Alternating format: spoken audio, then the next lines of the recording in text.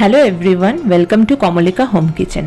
আজকে একটা জনপ্রিয় রেসিপি নিয়ে এসেছি, যেটা হলো এগ ডেভিল, যেটার নাম আমি দিয়েছি জাম্বো এগ ডেভিল, কারণ আমি একটু বড় সাইজেরই বানাচ্ছি এবার।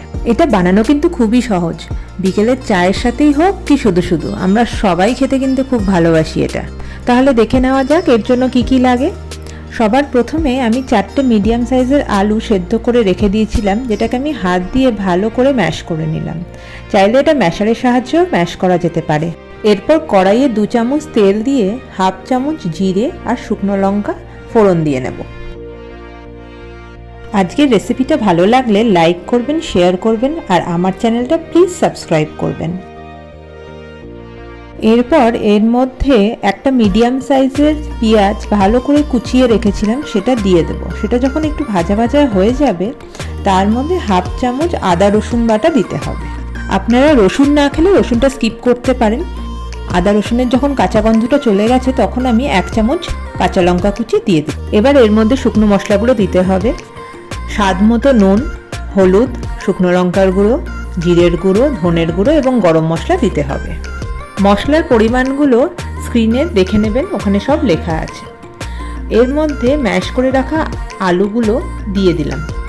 এবার এটাকে ভালো করে মশলার সাথে মিশিয়ে নিতে হবে। এবার কাসুরি মেথি আর ধনেপাতা দিয়ে এটাকে নাবিয়ে নিতে হবে। এখানে একটা জরুরি টিপ দিচ্ছি, সেটা হচ্ছে এই মিশ্রণটাকে ভালো মতো ঠান্ডা হতে দেবেন। যদি ভালো মতো ঠান্ডা না হয়, তাহলে কিন্তু আপনার ডেভিলটা ভালো হবে না। আমি এখানে 4টে ডিম সেদ্ধ করে ঠান্ডা করে রেখেছি, আর আমার এই আলুর পুরটাও ঠান্ডা হয়ে গেছে। এবার এটাকে যেরকম করে ভিডিওয়ে দেখানো আছে, সেরকম করে হাতে চ্যাপটা করে তার মধ্যিখানে ডিমটা দিয়ে আবারও আলুর পুর দিয়ে ঢেকে নিতে হবে। এটার শেপটা অনেকটা ডিমের মতোই হবে। আপনারা চাইলে ডিমটাকে হাফ করেও এই জিনিসটা করতে পারেন।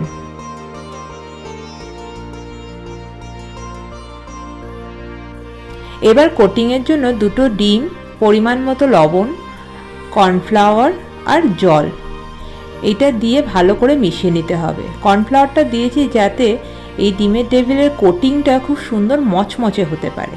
আচ্ছা, জল কিন্তু খুবই সামান্য পরিমাণে দেবেন, 1 চামচ মতো।